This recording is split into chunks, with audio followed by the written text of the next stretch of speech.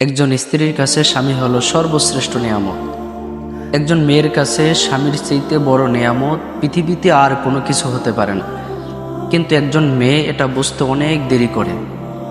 বিবাহের পর স্বামীর গুরুত্ব বুঝতে অনেক দেরি করে। এমনও মেয়ে আছে যারা স্বামীর গুরুত্ব বুঝতে বুঝতে তালাক প্রাপ্ত হয়।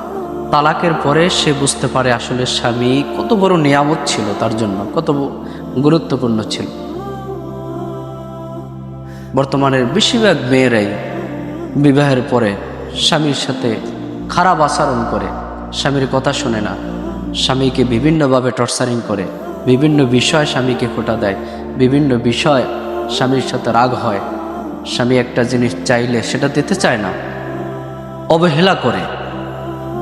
কিন্তু স্বামী যে কত বড় নিয়ামত এটা তখনই বুঝে আসবে যখন স্বামী নামক জিনিসটা তার থেকে হারিয়ে যাবে। এর আগে একটা মেয়ে বুঝতে পারে না।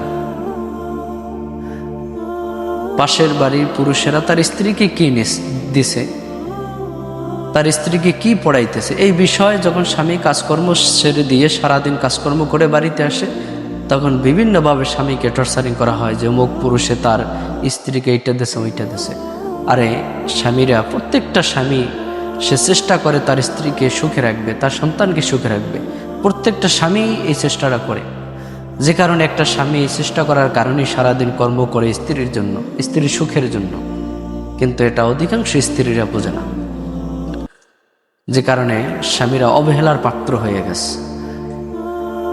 আল্লাহ রাসূল সাল্লাল্লাহু আলাইহি ওয়াসাল্লাম বলেছেন, একজন মেয়েকে যদি সিজদা করার অনুমতি দিত আল্লাহ তাআলা ব্যতীত অন্য কাউকে, তাহলে প্রত্যেকটা স্ত্রীকে তার স্বামীকে সিজদা করার অনুমতি দিত।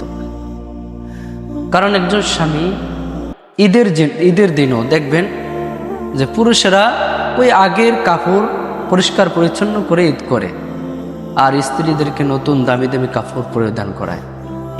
এই বিষয়টাও একজন স্ত্রী চিন্তা করে না যে তার স্বামী তার জন্য কত মেহনত করে, কত কষ্ট করে তার জন্য উপার্জন করে এগুলো তাকে দিয়েছে, কিন্তু সে একটা জামা কাপড়ও নতুন কাপড়, নতুন শার্ট সে বানায় নাই, নতুন পাঞ্জাবি সে বানায় নাই। এই চিন্তাটা একটা স্ত্রী করে না।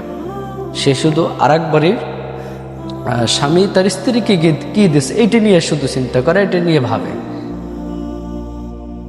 এজন্য স্বামী যখন হারিয়ে যাবে তখন এক একটা মেয়ে হারিয়ে যাওয়ার পরে কদর বুঝে, গুরুত্ব বুঝে। হারিয়ে যাওয়ার পরে যত তার দুঃখ আসে, এর আগে একটা মেয়ের জন্য